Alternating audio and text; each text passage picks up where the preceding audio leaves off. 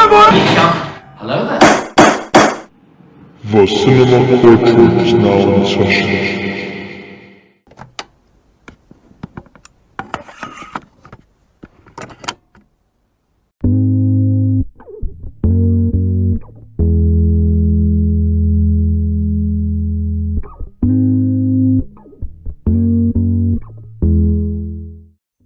Ladies and gentlemen of the jury, welcome to the Cinema Courtroom, a podcast where your favorite blockbusters await trial with your host and galactic judge, Mukram Mark. Do not forget to like and subscribe on whatever streaming platform that you're listening to, whether it be Spotify, SoundCloud, or the Cinema Courtroom YouTube channel, because every click on the icon counts. Don't forget to ring the notification bell and share this podcast with your friends, family, cat, dog, pigeon, whomever. Now, without further ado, let us begin with our review topic. El Camino, a Breaking Bad story. So you do have a plan? Yeah, Mr. White! Yes, science!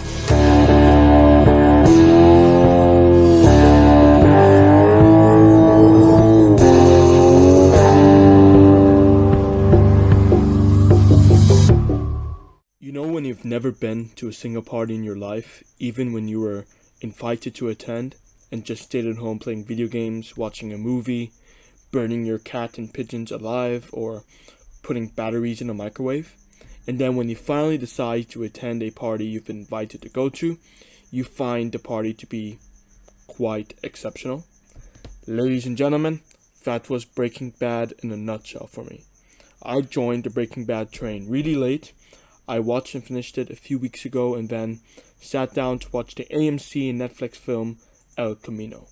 But first, before I begin my review on El Camino, a Breaking Bad story, I just want to talk about Breaking Bad.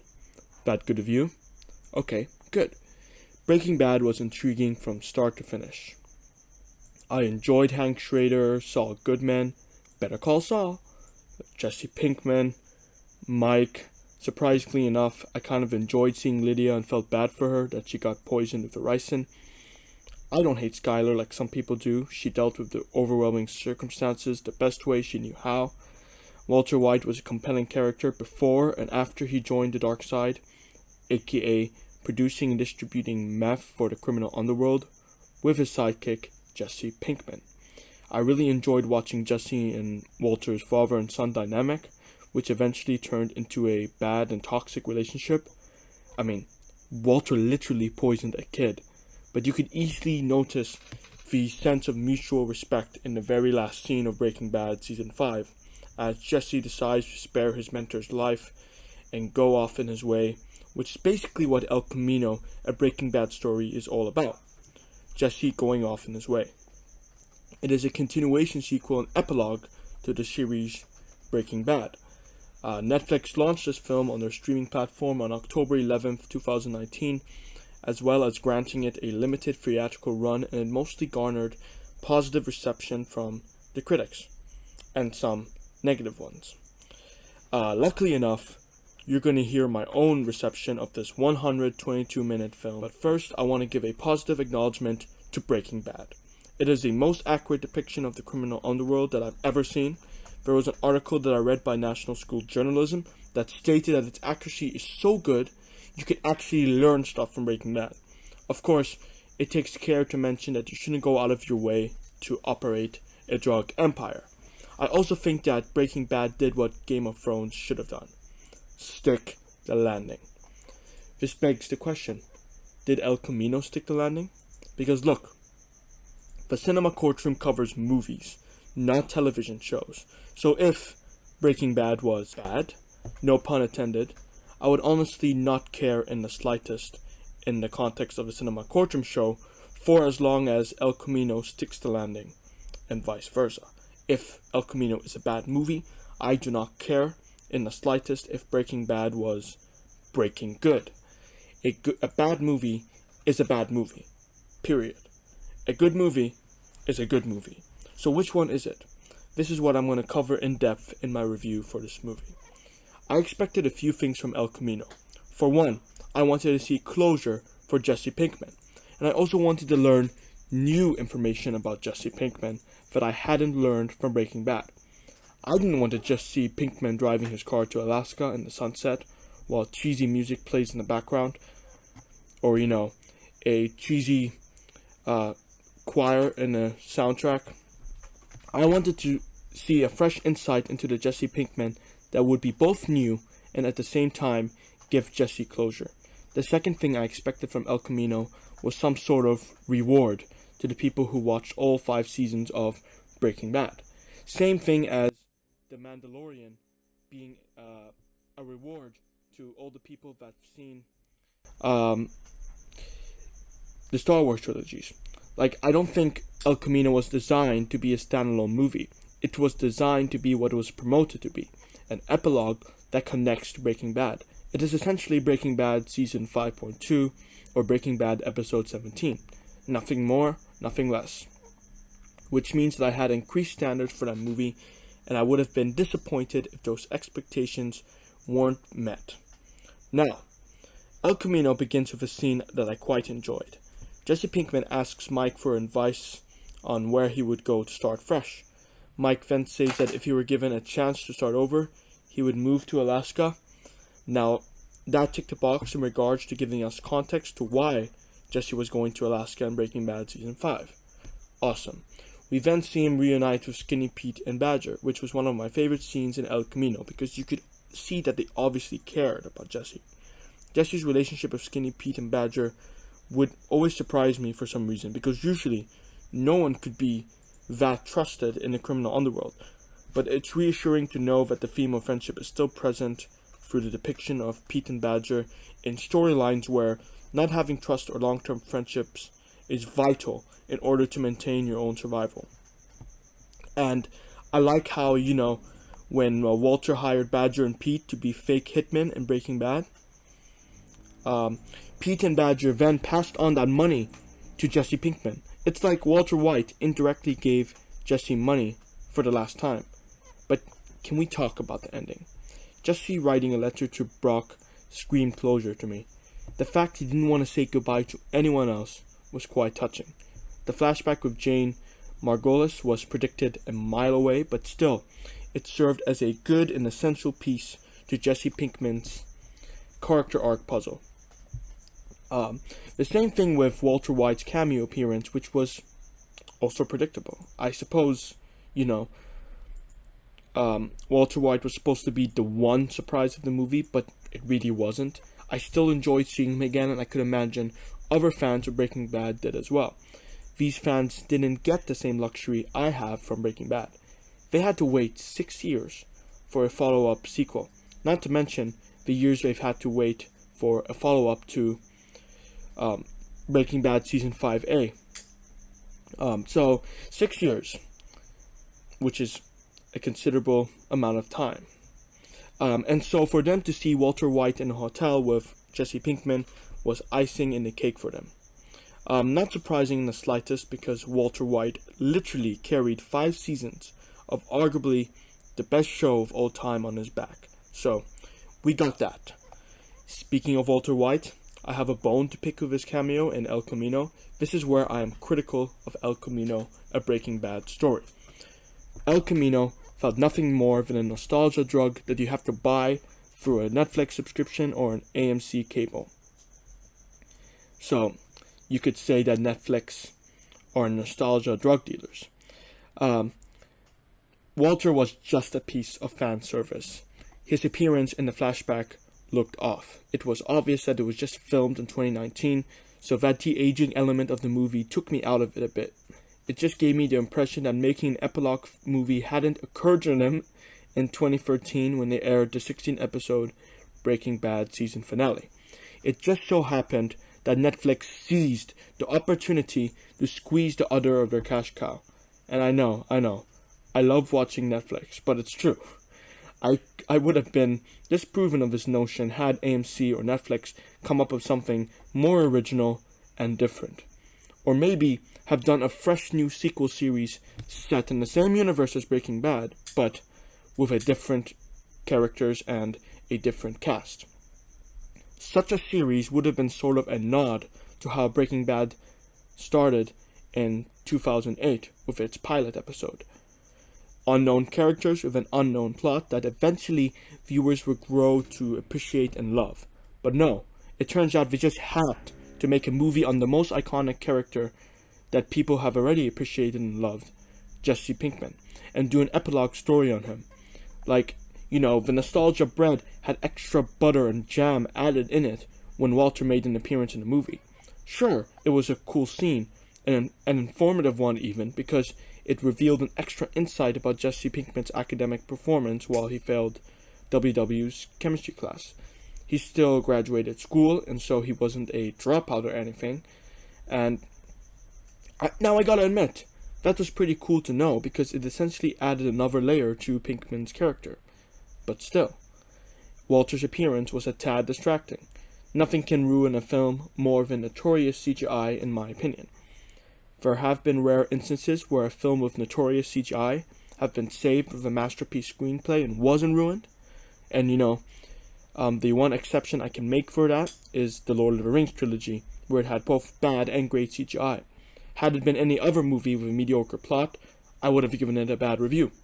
But the Lord of the Rings is still my favorite trilogy of all time because of a brilliant story, authentic photography, the cinematography, the acting, great visual effects, and pretty much everything that,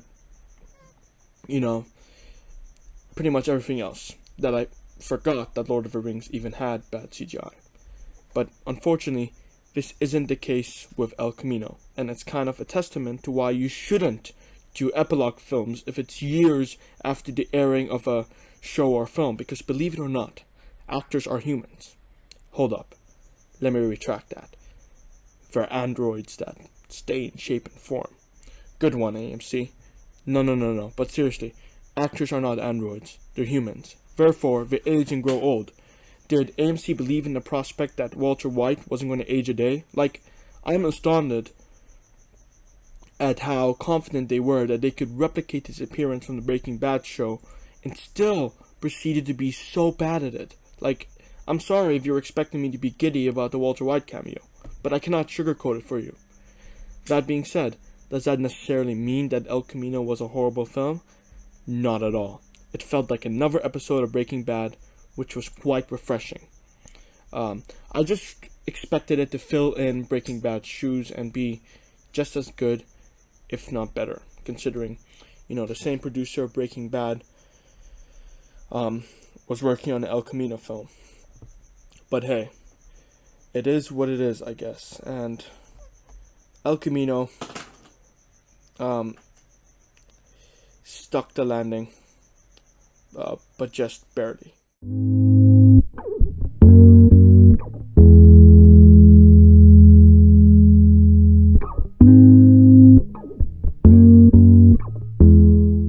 And now we begin to approach the post-sentencing hearing. What is the post-sentencing hearing? Well, I'm glad you asked. In the first half of the Cinema Courtroom podcast, we review one of the films that I have selected: old and new, big and small, underrated and overrated, The Broken and the Damned, Black, White, Brown, Orange, and Blue.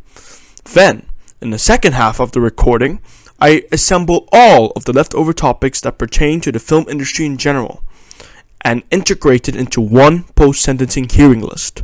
Think of it as an after-party that is long overdue, where you are invited, or in judiciary terms, an invitation to a retrial in order to rectify an unfair hearing. Because sometimes, like the organic sapien that I am, I find that I've been too critically generous or harsh about a movie. So, most of the time, my opinions do change after a rewatch or two, which means I'm compelled to review it again in a post-sentencing hearing, like I'm going to do with Star Wars The Phantom Menace in this episode of the Cinema Courtroom podcast. If you listen this far into the podcast, then I salute you for sticking around to the second half of the Cinema Courtroom show. If you enjoy what you're hearing, what I have to say, if you haven't done so already, I would very much appreciate it if you give this podcast a reshare and like this episode by clicking the thumbs up or heart icon on whatever platform that you're listening on, Spotify, SoundCloud, or the Cinema Courtroom YouTube channel. This way, you will be supporting the Cinema Courtroom as well as its future episodes, installments, and assets. That being said, I salute you in advance for your generous engagement and support, and I hope you continue to join us in the ride to success. In this hearing, we'll be talking about Black Panther 2, Wakanda Forever, wrapping production. Negative reviews that pertain to Sony's Spider-Verse latest installment. Morbius. Russian sanctions which might affect the Russian theatrical industry as a whole. Going over the Academy Awards that took place on March 27th. Potential Gladiator 2 scripts. And plots that we may or may not get to see in motion for the upcoming Gladiator sequel. And finally, we're going to finish off this podcast with the main event. The retrial on Star Wars The Phantom Menace. I'm going to be discussing the MCU's gigantic panther in the room, Black Panther 2. It most certainly goes without saying that the production of Black Panther Wakanda Forever is one of the most controversial projects ever made at Marvel Studios, following, of course, the very unfortunate passing of Chadwick Boseman, who played King T'Challa in Captain America Civil War, Black Panther, Avengers Infinity War, Avengers Endgame, which served as his last live-action performance, keyword being live-action, because he was also in the Disney Plus series What If, which was his final animated project ever at Marvel.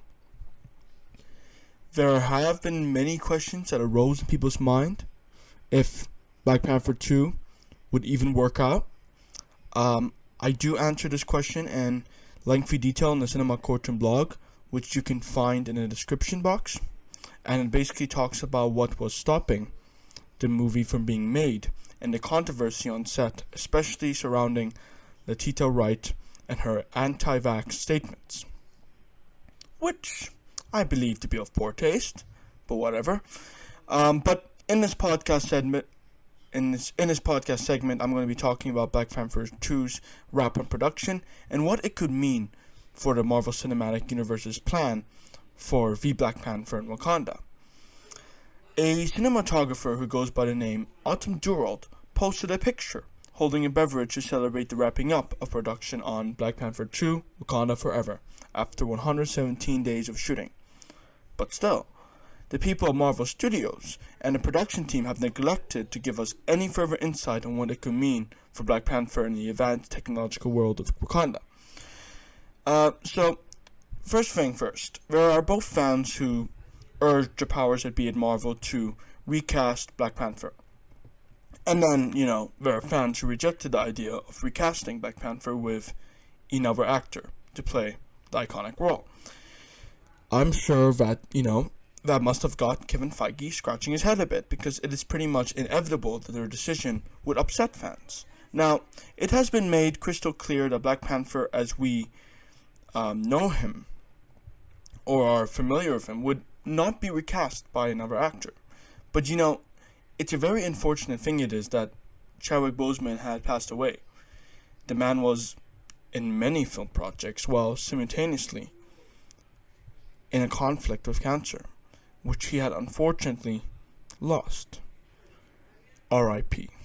And Chadwick Boseman's death complicated things by a long mile.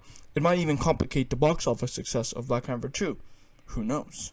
Regardless, I'm rooting for Black Panther 2 to consolidate the box office and just get a Black Panther trilogy over and done with already, with a Black Panther 3. Because, what's preventing them from doing that? Black Panther is still Marvel's cash cow. Am I right? I mean, if I'm wrong, then correct me, But, and about Chadwick Boseman's recasting, I would have just advised Marvel to go ahead and do it. You're honestly doing no one a favor by letting Black Panther die alongside Chadwick Boseman. Let it be a death of one person, not a death of a fictional character that he portrays on the big screen. You need to, how should I put it?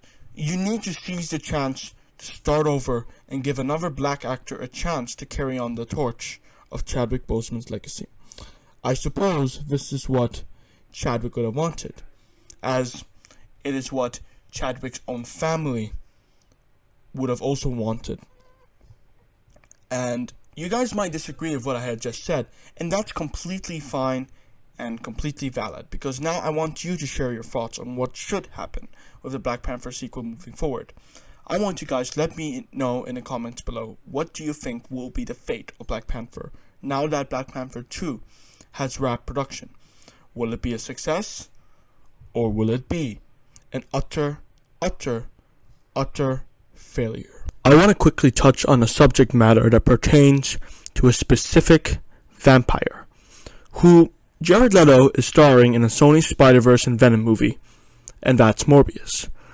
Morbius is a movie that kept being delayed time after time for 2 years until it finally debuted on March 31st in UAE and on April 1st globally. Happy late April Fool's Day, everyone. Now, it turns out that Morbius had more than a spoonful of bad reviews that criticized its level of entertainment value, CGI, and the overall pacing and structure of the film. That being considered, I'm going to read these negative reviews aloud to you. Not that it should make an impact on your own viewing experience when you get a chance to watch Morbius, which is, of course, playing in your local theater near you.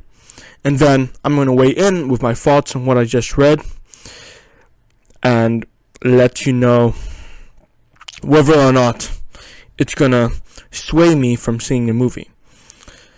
Without further ado, here we go.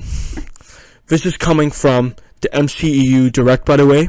Keep in mind, I haven't watched the Morbius movie, so I may or may not get spoiled by reading this article. Hence, you as well, if you haven't seen the movie, might also be spoiled. So, proceed with caution. This article is written by Richard Niebent. Alright, so it states, this is me reading the article now. While the MCU is looking ahead to imminent new releases in Moon Knight and Doctor Strange 2, the next Marvel outing on the docket is Sony Pictures' Morbius, set to debut on April 1st. Jared Leto's first Marvel outing looks to give Sony's Spider-Man universe a thrilling new anti-hero. After 2 solo movies from Tom Hardy's Venom, unfortunately Morbius has seen its fair share of problems, which I'm going to be reacting to, which date back quite some time.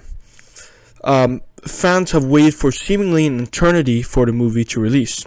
As I've said, it took 2 years for the movie to finally debut.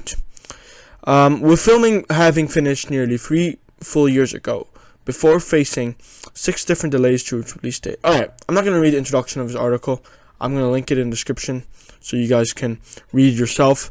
But let's look at the early Morbius reviews from what it turns out to be disappointed fans. So the first reviews arrived on Twitter, yada yada yada. Collider's Sab Astley bluntly called the movie as bad as you were expecting. For a number of reasons. So, from complaints about the CGI to comparisons to action movies from generations past, he couldn't find anything good to say about the third SSMU outing, which I assume to be Sony Spider-Verse Marvel Universe. So it says, well, Morbius is about as bad as you're expecting. A 2000 plot collides with visually confusing CGI to create a bit of a snooze fest. Snooze fest. Huh. But don't worry, they've saved the worst for last, featuring some of the worst post-credit scenes you've ever seen. Sony are off the rocker. So it turns out Morbius is going to have a very questionable post-credit scenes. That's apparently going to confuse a few people. And I suppose it's how you define confusion. Is it simply because it went over their heads? Or is it, objectively confusing? Who knows? Rum Geekness praised the performance from Matt Smith and Oliver Wood, but he admitted that the movie as a whole resulted in complete incoherence.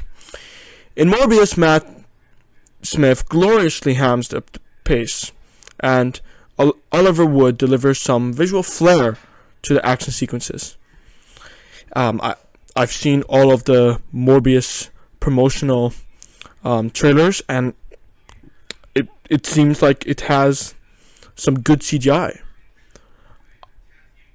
On second thought, the bad plotting and messy CGI, confusing editing and worse sound mix, and absolute incoherence, but the post-credits managed to outdo it all. Wow. So I've just literally assumed that people would enjoy the CGI, but it turns out it has both bad plotting and messy CGI. Who knew? Alright, so then Martin Meehan tweeted, "If you can't say something nice, don't say nothing at all." And he posted a GIF of Thumper from Disney's animated movie Bambi, who's the one who said that quote. I don't know, guys. It seems like it's a lot of heavy criticism. Okay, Kamza OG also have said that Morbius is just as disjointed and boring as you expected it to be, clearly butchered in an edit by a studio who had no clue what they wanted to do with it. Not that there's a good film trapped in there. Mid-credits are a joke, but stick around if you like rolling your eyes. So, I've noticed that there's a consensus between the post-credit scene among the critics. It turns out they all agree that the mid-credits scenes are notorious. Nicola Austin also compared the movie to action films from the 2000s. Well, Morbius is unfortunately not great, and definitely not as fun as Venom.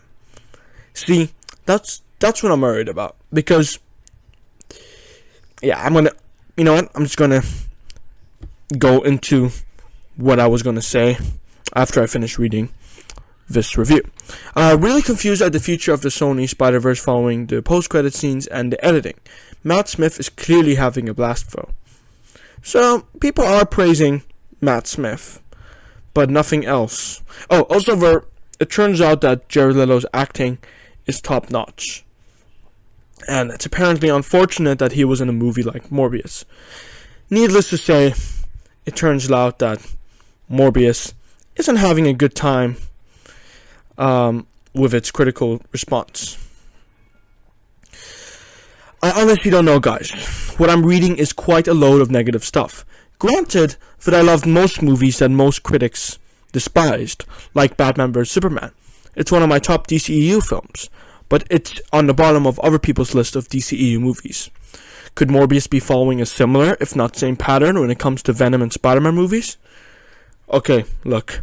I'm gonna give Morbius a chance, even though I'm almost certain that it will not suppress Spider-Man No Way Home and Venom Let There Be Carnage. That being said, I'm still gonna sever my expectations. This way, if the movie is horrible, I'll be like, meh, my expectations were low. But my oh my, if the movie turns out to be a comic book masterpiece like the Batman, I'll be very happy and watch it again. So maybe I should get a showing for Morbius today in IMAX, which is a way every movie should be seen. I'm honestly contemplating doing it. I am just going to take a quick look at the showings in my area, and it looks like it is going to have an IMAX showing at 6:30 p.m. this evening. Huh, interesting. Anyway, guys, what do you think about what you just heard me read from the MCU Direct article? Should we take these negative reviews with a grain of salt? Do you even care about these reviews? Do the positive ones outweigh the negative? Or vice versa? Should we give this movie Morbius a chance? Let me know what you think in the comments below, and feel free to also contact me if you watch the movie.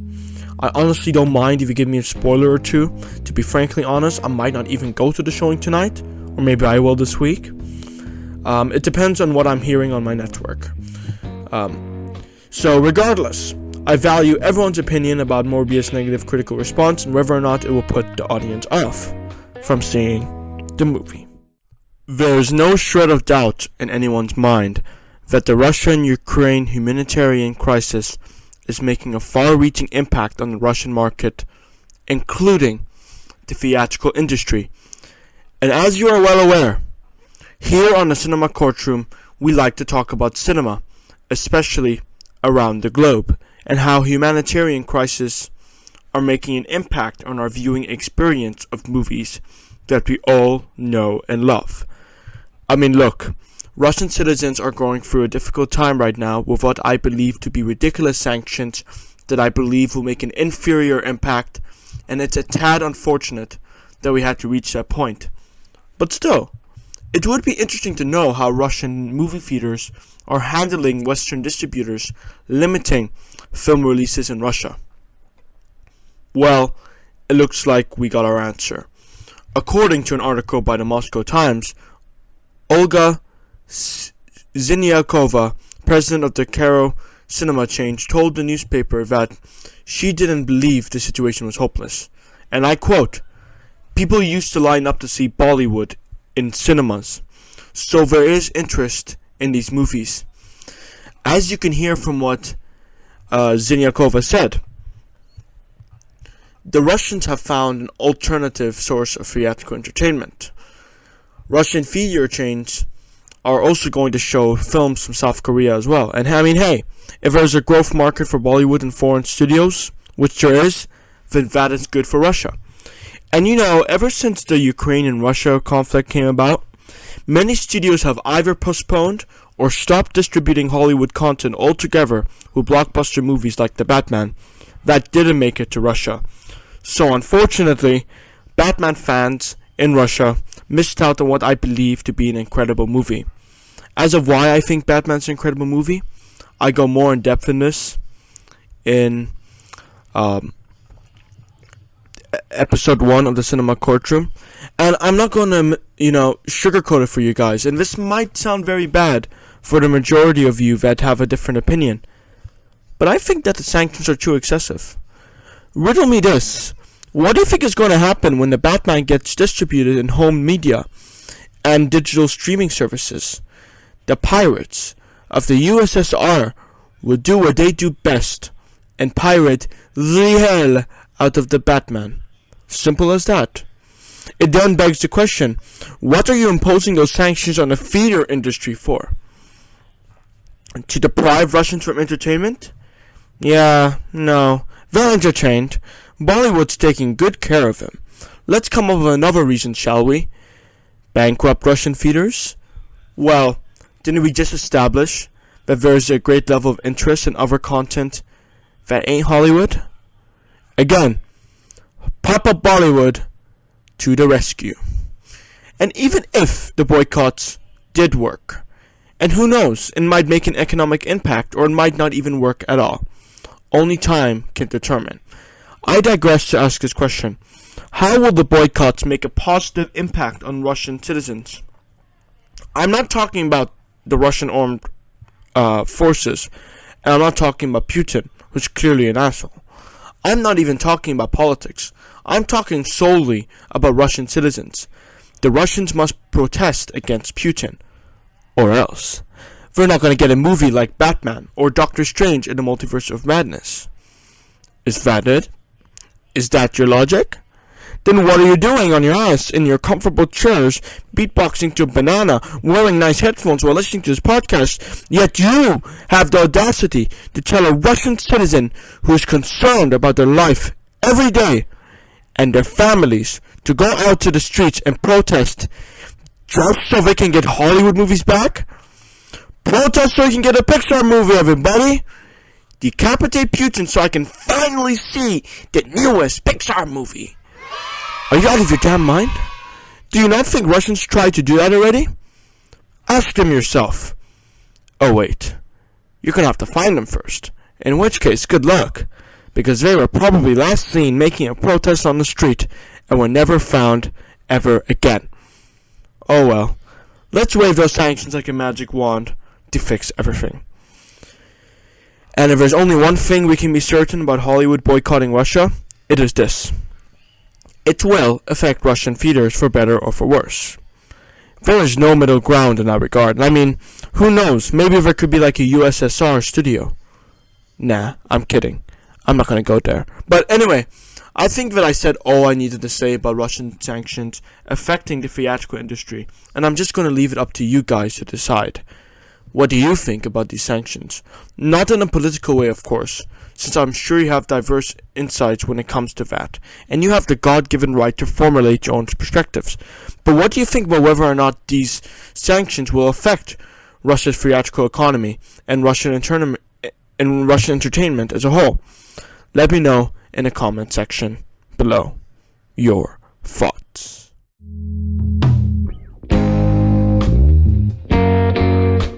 The next thing I want to cover is which movies got nominated for what categories in the Academy Award ceremony on the 28th of March, 2022. But first, I'm going to tell you once, and I am not going to repeat myself again, or you will be sorry. Keep my wife's name out of your mouth! Oh! There. You got a slap. Say my wife's again. Come on. I dare you. Come on. Apologies. That was my incompetent endeavor at mimicking Will Smith striking Chris Rock in his punchable face and putting him in his place for making a distasteful joke about his wife. I mean, who jokes about a lady's medical condition like that? A joke was made at a man's wife's medical condition, and if you cannot grasp the prospect of standing up for your significant other when she's being disrespected, then I sincerely recommend that you conduct an ideological evaluation on yourself. And it also baffles me how we fail to draw a line to humor when it's done at the expense of others, and when the joke is effortless to begin with. I enjoy listening to stand-up comedy and dark humor, which I know very much about, because I use a lot of it. And I think that humor should be a give and take sort of vibe. In case you are confused at where I'm going with this philosophy, allow me to further elaborate. If you're going to crack a joke to make fun at someone who has, let's propose a hypothetical, creating a joke to poke fun at someone who has a terminal illness like cancer, then the joke better be good, so that when people laugh at that joke, that laughter can compensate for the discomfort as a result of the comedian directing a joke to you. She was obviously invisibly uncomfortable. And I remember watching this moment live at 4 a.m. in the morning, and I was like initially under the impression that Will Smith slapping Chris Rock was scripted, staged, in order to regain public interest in the Oscars again, which I don't know why they would do, but it turns out that this incident being staged wasn't the case. It got to the point where Chris Rock was actually given the legal option to press charges. I've never seen that in a staged performance before, unless it was real. And that moment on, live television was as real as it could get. So, now, as much as I would love to go into this subject further, because it is indeed, without a shred of doubt, fascinating, there are movies that I just want to acknowledge for winning a range of categories from Best Original Score to Best Picture that I'm going to cover right here in this segment of the podcast. And if you would like to follow along as I discuss them, then just do a Google search and you will be able to find a list of nominees and which of them have won an Oscar. Beginning with Coda. Coda won Best Picture, by the way, even though I think that Dune deserved that particular category because, of factors that consist of colossal budget, wide-ass landscapes, the general audience not being alienated to the universe, and heck, even I am part of the general audience statistic for Dune. I never read any of the books, and I gotta watch it as its own independent movie, and even I have to make the assertion that the film does a phenomenal job at pitching the story to me. But at least, as you are well aware, Dune had acquired the respect that it had deserved, and it had managed to win not one, not two, not three, not even four, but 6 awards, and it was only about time that they would win Best Picture as well. However, it turns out that the prospect of winning the most rewards makes a futile effort to face the stinginess of the Best Picture title. Will Smith, the legendary man of that hour, right after slapping Chris, won Best Actor for his movie King Richard. Best Actress was Jessica Chastain from The Eyes of Tammy Faye. Best Original Song was No Time to Die by Billie Eilish. Or Eilish. I like calling her Billie Eilish instead of Eilish for some reason. Best Animated Feature was Encanto. Or Enchanto, depending on how you pronounce it. The director who had secured the Best Director category was Jane Campion, who directed The Power of the Dog. Winner for International Feature Film was Drive My Car. Best Supporting Actress, that also got deprived of her seat in the Oscars venue for some ridiculous reason, was Ariana DeBose from West Side Story. Best Supporting Actor was Troy Kotsur. Best Documentary Feature was Summer of Soul, or When the Revolution Could Not Be Televised. The Best Live Action Short Film, something that I have a substantial level of respect for because it is a display of peak filmmaking art, was The Long Goodbye, produced by Riz Ahmed and Anil Korea. Best Original Screenplay was Belfast, and Best Adapted Screenplay was once again the Best Picture winner, Coda. Best Makeup and Hairstyling, The Eyes of Tammy Faye. Best Visual Effects, Dune. I'm so glad that Dune is getting the recognition it deserves. Best Original Score, Dune, again. Best Animated Short Film was The Windshield Wiper. Best Short Documentary, The Queen of Basketball. Best Cinematography, one of my second favorite categories next to Best Picture, Dune, which happens to also be one of my favorite movies of 2021. So it's interesting how my second favorite movie won my second favorite category. Cruella won Best Costume Design, which makes sense, I suppose. Dune won Best Film Editing. Dune is definitely on a roll this year. Dune also has managed to win the Best Production Design and Best Sound category, and I mean, that in itself is a remarkable feat. So, that is all of the films that had received the Oscar award, and frankly, besides Dune winning most of the awards and Will Smith winning Best Actor, I'm gonna admit right now that I am crestfallen with the Academy Awards this year. As usual, the Oscars puts a large emphasis on peddling political ideologies, and can I just say, when the stars pulled up with their Ukraine ribbons, was I the only one that cringed while looking at Jamie Lee Curtis, Samuel L. Jackson, Deanne Warren, Yu Jung, Nicholas Pualo wearing them? Like, look at these holier-than-thou celebrities assuming the mantle as the ultimate messiah of Ukraine. I'm just fed up, man. Like, let their money be the chatterbox and the receipts be the ribbon. You don't have to take a picture of the proof of your donation and post it online, of course. But on the contrary, do the latter, the exact opposite. You know, no need to flatterate your good deeds, but at least hold sincere intentions that transcend the absurd attempt to generate publicity. Another thing, Amy Schumer is inferior when it comes to talent, even when her life depends on it. Like, if you were to ask me to summarize my negative insights about the Oscars in one word, I would wind up summarizing with the spelled out letters of her name. And you know, with all of the films that I won the Oscars for this year that I just recovered in this segment of the Cinema Courtroom podcast, these ridiculous, things that have transpired at the Oscars just leech off the fun of hearing those categories being announced for the first time on live television. Like, this is the point where tuning in into the Academy Awards at 4 a.m. becomes an insufferable chore. Like, the only thing I care about when it comes to the Oscars is which movies had secured which categories. Pure and simple. Like, and I'm sure you guys have your own separate insights on the Oscar results. That being said, what do you think about the most of the Academy Awards ceremony? Do you care for the same reason that I do? Which movies have won the Oscars or whatnot, or is it something entirely separate that intrigues you about the ceremony?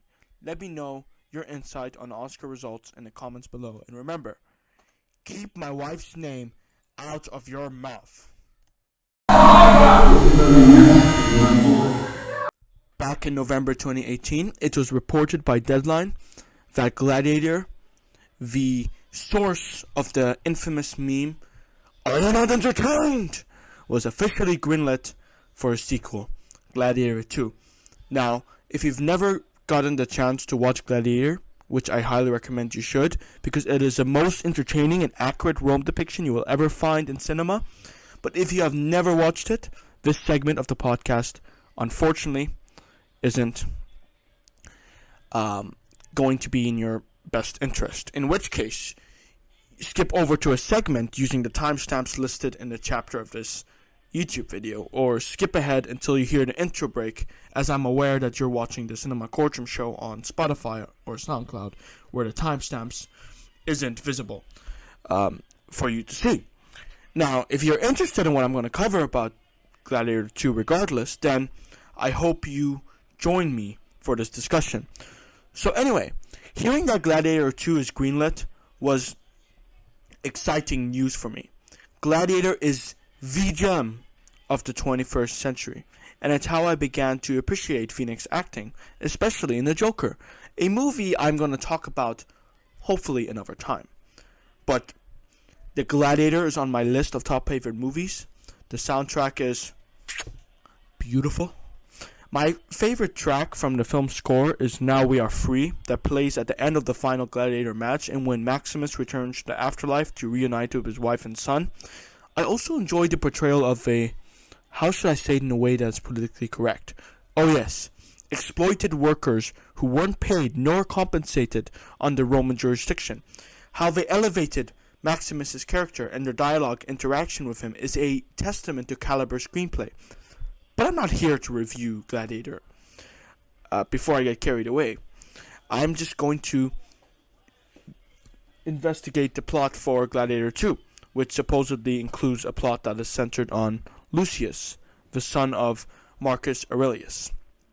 And the sequel will apparently take place over decades after Gladiator in the official timeline.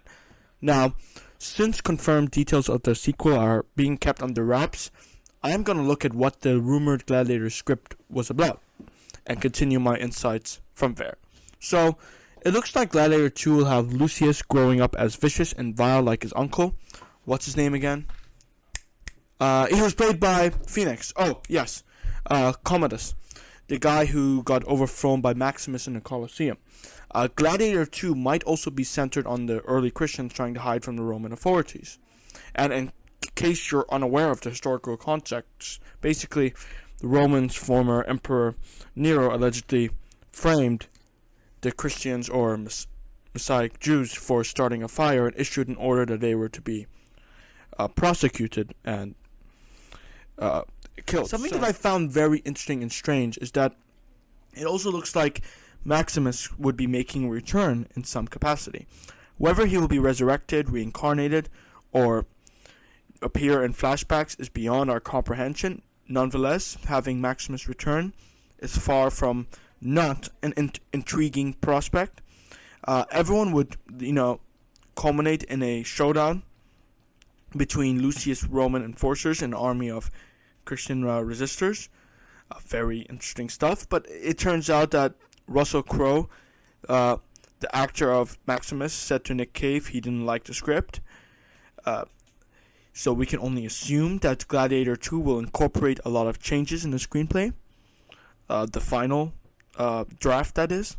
So that being stated, I couldn't have been more looking forward to the upcoming sequel, especially because I took delight in the first one. Can the sequel do Gladiator justice? We're going to have to see. In the meantime, I would be very intrigued to read your thoughts on these potential plot elements of the Gladiator 2 script, and if there even should be a Gladiator 2, since the first Gladiator is already so critically successful, and one bad sequel can shatter the momentum like a bee. Let me know your thoughts in the comment section below. Now this is pod racing. It goes without saying, Jar Jar Binks is my favorite character of the Star Wars universe. He's the key to bringing balance to the Force, and his midichlorian count is totally off the charts. He could have been like the new Sith Lord or something. I mean, the fact that Jar Jar Binks stood next to Chancellor Palpatine in Qui-Gon's funeral, and Yoda just happened to say, always two varies, no less, a master and an apprentice. George Lucas even said, Jar Jar Binks is the key to all of this. Okay, but real talk, without joking, because obviously it's always going to be Anakin as my favorite Star Wars character. Jar Jar Binks was the key to all of this, as in the sense that the technology that we utilized to design him was revolutionary, and was a stepping point for other CGI'd characters. I'm just saying that because I always saw people, misplace this quote out of its proper context for their memes for some unfamiliar reason. So, I digress to say that this final segment of the Cinema Courtroom show is the retrial of Star Wars Episode 1, The Phantom Menace. And while The Phantom Menace was a box office success, we gotta admit, it's one of the most hated Star Wars films out of the entirety of the franchise. Or at least until Star Wars The Last Jedi came out. And its divided reviews escalated into a civil war within the substantially sized fandom, and pretty much made the whole sequel trilogy bad. But as echoed by Maz Kanata's totally not cryptic and lazy line in The Force Awakens, this is a story for another time. In other words, a discussion for another future podcast which would actually cover The Last Jedi in full depth. Whether it be giving it another chance in Cinema Court, or being infested with insurmountable rage for even thinking about the movie. The more I think about Star Wars Episode 8, The Last Jedi, the more I actually want to throw toilet paper at Lucasfilm headquarters every time that I think about this god-awful movie. But let's give it 4 weeks, and who knows, I might acquire new knowledge and insights of the sequel trilogy that will change my mind about these particular movies. And you could possibly, very possibly, be seeing my in-depth discussion of The Last Jedi maybe on May the 4th. Perhaps. We'll see, as I'm actually contemplating doing it. But now, I just want to discuss The Phantom Menace because I have fresh new insights to share with you regarding that movie. But first, I actually have an interesting fact to share with you about The Phantom Menace before I proceed with the analytical discussion. Did you know that The Phantom Menace was the final Star Wars film to be shot on 35mm film until they shot The Force Awakens? The film was also a breakthrough when it came to special effects, and The Phantom Menace was released 16 years after the theatrical release of Return of the Jedi. You didn't know that? Well, now at least you could kiss your ignorance goodbye. Okay, Padawans, I am just going to go straight off the bat. I do not let the hate flow through me like other people do when it comes to The Phantom Menace. Granted, there is valid criticism to be made about The Phantom Menace, which I'll recover in this retrial. But I actually think that the film is growing on me a bit, and I want to talk about some of its powerful acting, its tremendous sound effects for the pod racing, and its setup for the Star Wars universe moving forward. Unfortunately though, the film is far from being my favorite Star Wars movie. But it begs the question, should it affect our appreciation of Phantom Menace's good elements, if they have any at all? Do the good elements outweigh the bad, or vice versa? And can a few bad apples kill the Phantom Menace tree? Let's find out. The Phantom Menace is essentially about trade disputes between the Trade Federation and Galactic Republic systems, which had resulted in the blockade of Naboo, Padme's home planet. Qui-Gon Jinn and Obi-Wan Kenobi are there to represent the Federation. Yeah, I had to say it like 3 times to make sure I was saying the right word. Anyway, they wind up fighting Darth Maul. And by the way, Darth Maul is easily the most distinguishable highlight of the Phantom Menace. Eventually, we get to meet the biggest character in Star Wars history, who we would later acknowledge as Darth Vader. Qui-Gon and Kenobi cross paths with Anakin Skywalker, and that's where the fun really begins. The Phantom Menace did an exceptional job at showing us Anakin's engineering and piloting skills. It is honestly it's honestly pretty depressing that Anakin loved to fix things, but he was unable to fix his internal obstacles later on in the prequel trilogy. And of course, he couldn't resurrect Padme from the dead in Revenge of the Sith. He couldn't fix his burned face, his cosmic burden to maintain balance to the Force and not leave it in darkness. The Council not granting him the rank of Master. So many things that Anakin had been unable to fix. It's interesting how he can fix physical objects, but when it comes to intangible things, he's unable to fix them. And such prospects drove him insane in the Attack of the Clones and Revenge of the Sith. Anakin's piloting and engineering skills was of course mentioned in the original trilogy with The New Hope, back when Darth Vader and Anakin were split personas. It was before Empire Strikes Back, obviously, before we even knew about the revelation that Darth Vader was Luke's father. But it was like established that Darth Vader and Anakin were split personas, and they may as well have been, because Uncle Owen told Luke that his father was a pilot. That is completely accurate. Owen wasn't lying, because Anakin was a pilot, and in a sense, Anakin was a completely non-identical individual when he was a pilot and engineer, but then became a different person when he embraced the dark side of the Force. It's a brilliant setup for the Anakin character in the Star Wars universe, because we actually get a starting point, which is crucial, to convey effective storytelling. Anakin is an optimistic slave boy on Tatooine. He envisions a bright future ahead of him, which is an ironic pretzel of fate. Could the acting for the character have been better? Maybe. Who knows? I mean, I didn't even, particularly find Jack Lloyd's performance as Anakin to be Oscar-worthy. But just to reiterate again, Anakin had a brilliant setup from a bright, optimistic boy to a genocidal apprentice of Darth Sidious. And Qui-Gon could sense the level of the Force in Anakin, calculated through midichlorians, which is a unique concept, dare I say. Another thing from the prequel trilogy that I really liked, the midichlorians. I will say that there was little to no chemistry between Padme and Anakin at first, but you could get a sense that it will be explored later on in the future. Like that one scene when Anakin gives Padme a necklace that he manufactured, and Padme said something along the lines of that her caring for him will always remain.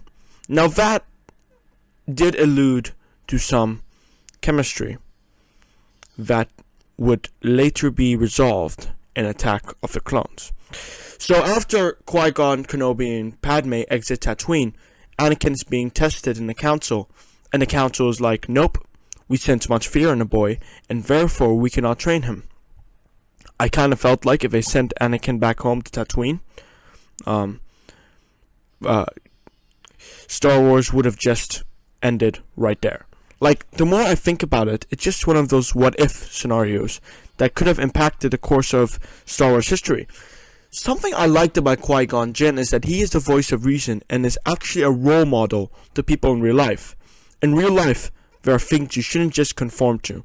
If you notice that something is obviously bullshit, you call it out, assuming that, of course, we are living in a democracy, which is what the Star Wars prequel is all about.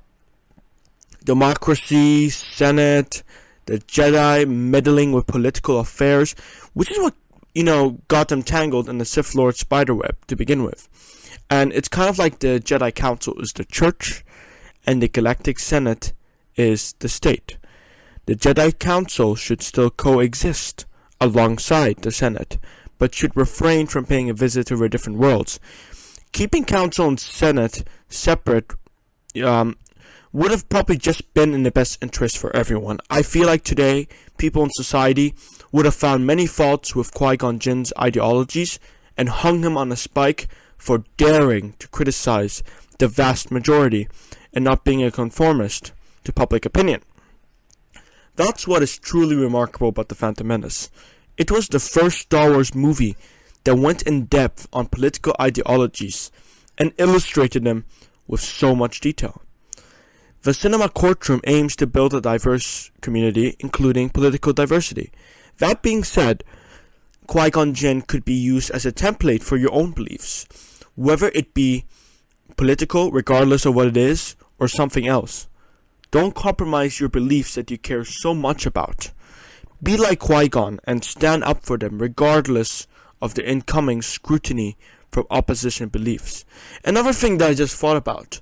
Had the Jedi not interfered with the trade disputes between Naboo and the Trade Federation, then perhaps both parties could have reached a happy medium either way without a conflict. I don't know what George Lucas's ideal alternate scenario would have been with the political drama and mania in the prequel trilogy, especially The Phantom Menace. So all we can do is speculate on what had made things politically better or worse for the Star Wars universe.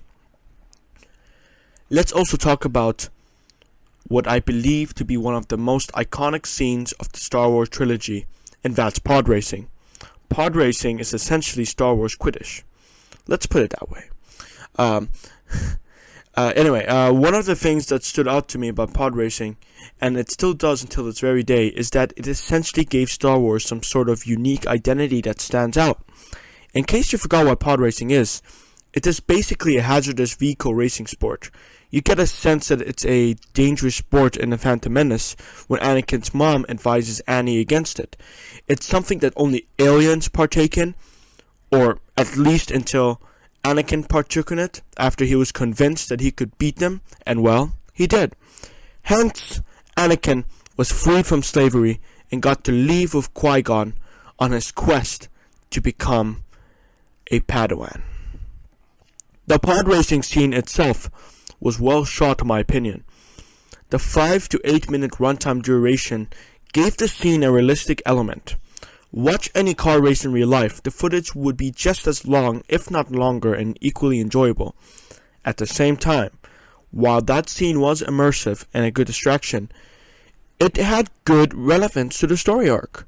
Anakin was racing for the keys for his shackles of bondage. That is fundamentally the heart of the pod racing sequence. Because, you know, you're rooting for Anakin's release. A fight for freedom. A fight to train and become a Jedi. Can we also give a positive acknowledgement to all the sound making and effects in that scene? It truly felt like a product of its time. The sounds of all those various engines reflected the pure, unfiltered aspects of Star Wars.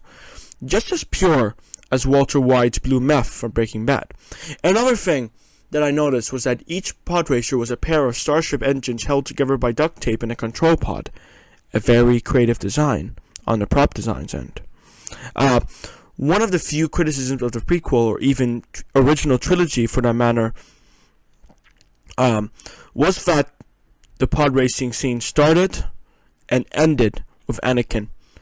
But, you know, to be frankly honest, it's more of a selfish criticism because we never got a new pod racing game. And I really want to see one. Maybe I should just pitch it to Lucasfilms if they happen to be tuning into this podcast. As long as I get George Lucas to direct it, of course. I want to talk about another thing. The acting in The Phantom Menace.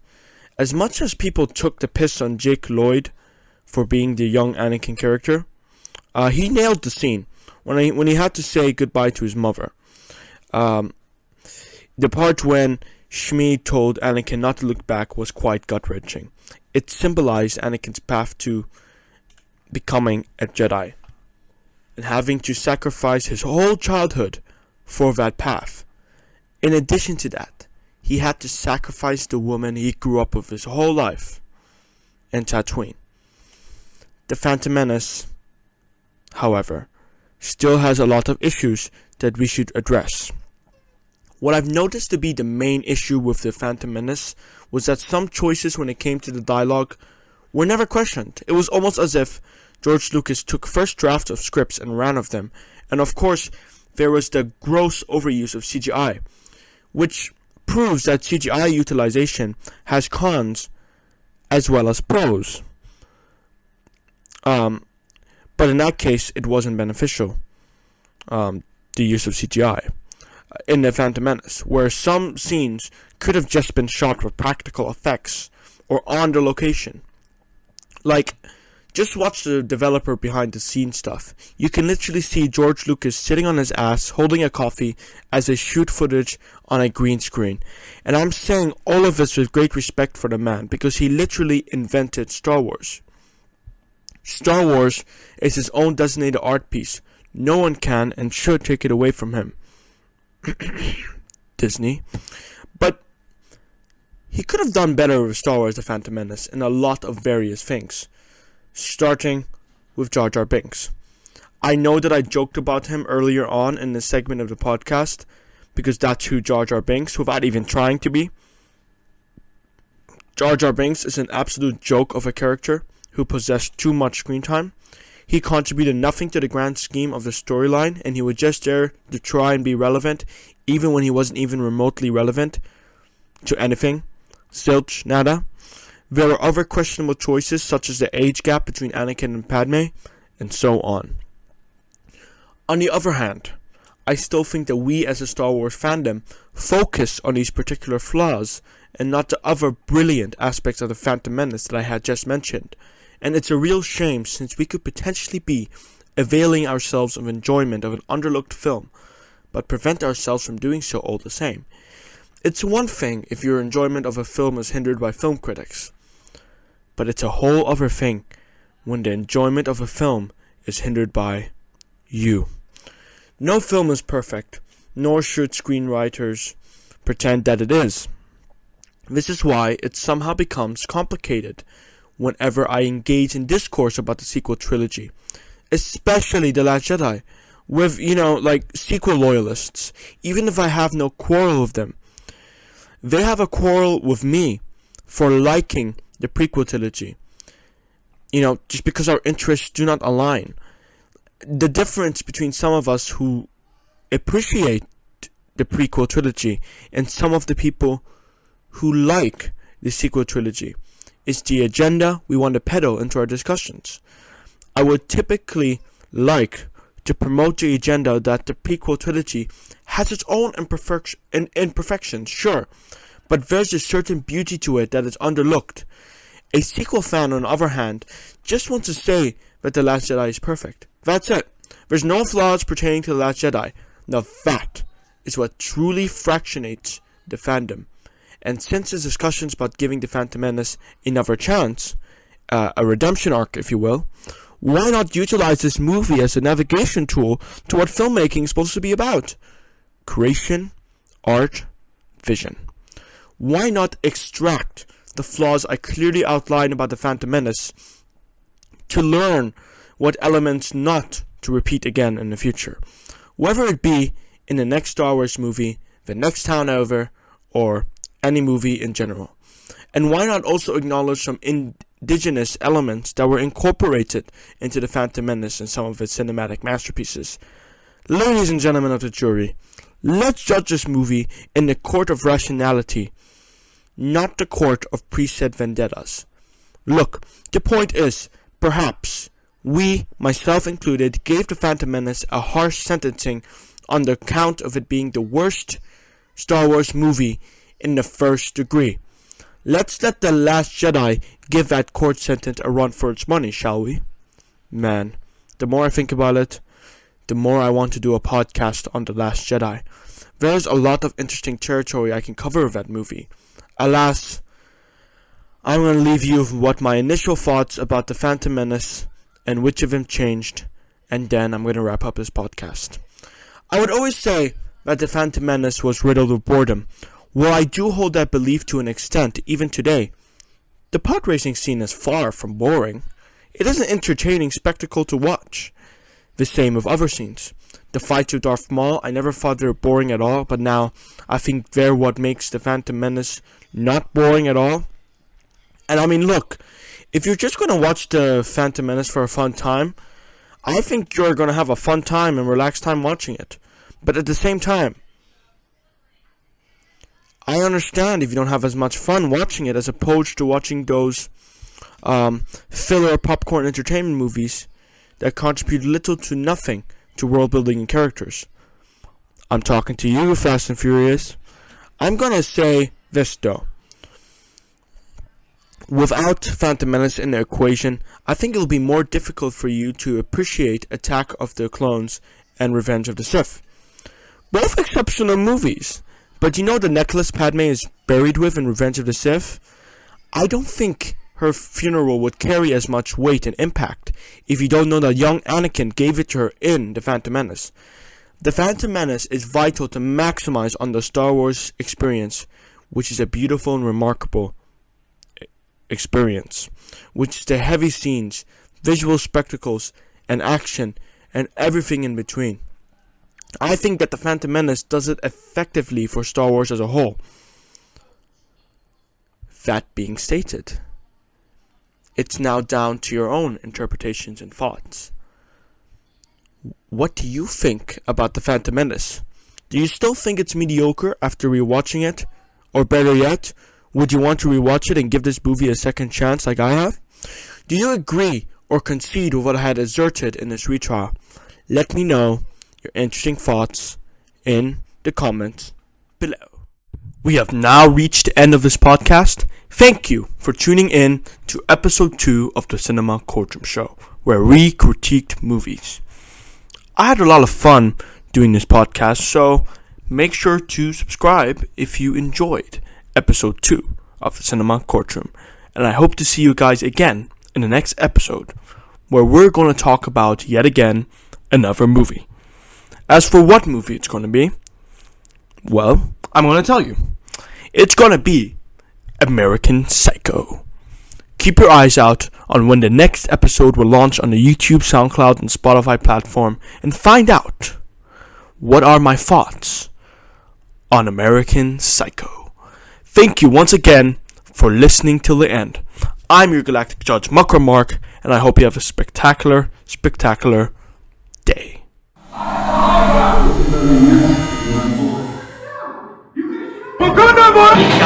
Hello there. Court is now dismissed.